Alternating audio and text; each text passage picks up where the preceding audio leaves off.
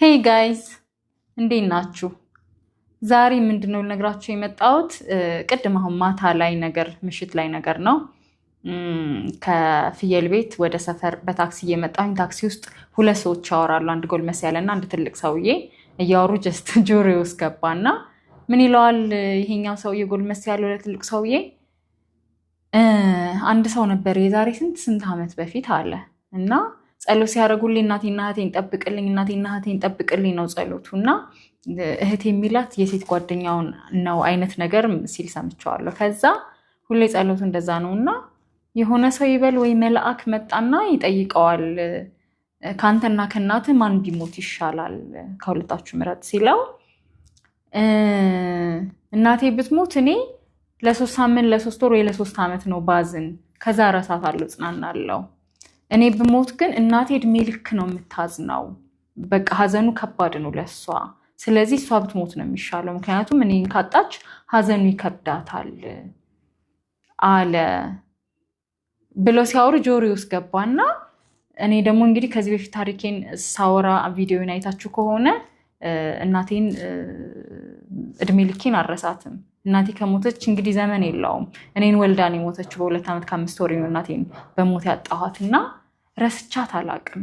እኔ ራሴን ሳቅ ነብስ ሳቅ ይመስለኛል 4-5 ዓመት ጀምሮ ነው ስለ እናቴ ማሰብ የጀመርኩት።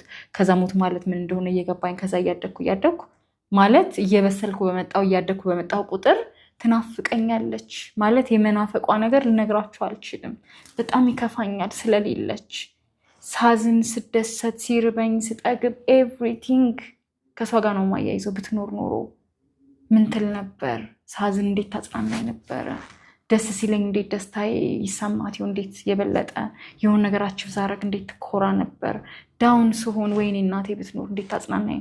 በቃ ልነግራችሁ አልችልም። ረስቻት አላቅም። ወደፊትም እንደማረሳት ገብቶኛል። በቃ አሁን በፊት አስረሳኝ ያልኩ እጸልይ ነበረ እግዚአብሔርን በቃ ለምንድነው ማረሳት? ከሷ በኋላ ስንት ነገር አሳለፍኩ፣ ስንት ነገር ረስቼ እየኖርኩ ነው። ግን ይለያልና ኤኒዌይስ በኋላ ላይ ስቶሪውን ሰዎቹን በቃ ነገሩን ሳብሰለስለው ቆየሁኝና ጠየኳቸው። ስወርድ ከታክሲ ወርደን ስንሄድ ለምን እንደዛ አላችሁ? እናት የምትረሳ እኮ አይደለችም። እኔ እናቴን ረስቻት አላቅም። እንደማረሳትም ከዚህ በኋላ አውቃለሁኝና ከፋኝ እንደዛ ስትሉ ለምን ስላቸው ስቶሪው ሌላ ነው። ምንድነው አይ ቲንክ ለቅሶ ቤት እየሄዱ ነውና ራሱን ያጠፋ ልጅ ነው።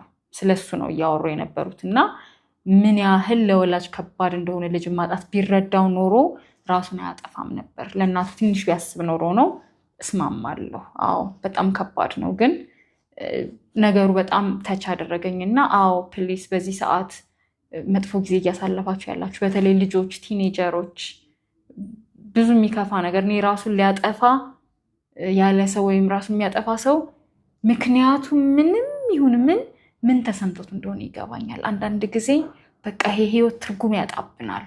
አንዳንድ ጊዜ በቃ መኖር የሚያቅተን ነገር አለ። ምክንያቱም ምንም ይሁን ምን አንዳንድ ጊዜ እኛ ሰዎች በተለይ አበሾች የኛ ኢትዮጵያውያን ችግር ምንድነው? እንዴት ማለት የሆነ ፔን ለሆነ ሰው ያሳደረው ህመም አይገባንም። አሁን ይሄ ትልቅ ነገር ሆኖ ነው አሁን ይሄ ራስን የሚያስጠፋ አሁን ምክንያቱ አይደለም ጋይስ። ነገርየው እናንተ ላይ የሚያሳድረው ስቃይ ነገሩ ቀላል ይሁን ከባድ ይሁን ምናምን እንደኛ አቅም አይደለ። ራሱን የሚያጠፋ ሰው የሚያሳልፈው ነገር በጣም ከባድ ነው። እኔ ራስሽን አጥፊ የሚል ስሜት ተሰምቶኝ ያውቃል። በጣም ከባድ ነው። ህይወት ትርጉም ሲያጣ ነው ሰው ወደዛ የሚሄደው። ግን ራሳችንን ስናጠፋ በህይወት ያሉ በተለይ እናት፣ አባታው፣ እህት፣ ወንድም ምን ያህል እንደሚከፉ ላይፋቸው ከዛ በኋላ ምን እንደሚሆን ብናስብ እሱን አስበን እንኳን ቆም ብለን አስበን አዎ ለነዛ ሰው እንኳን ስንል ብንተው ይሄ ራስን አጥፉ የሚል ስሜት ያልፋል፣ የሚያልፍ ነው። አንዴ ከሞትን ግን በቃ የሚያልፍ ነገር የለም። ለነዛ ሰዎች ሀዘኑ አያልፍም። እናንተም በቃ እልፍ ቢሉ ልፍ ይገኛል አይደል? ቀጣዩን ነገር አታዩትምና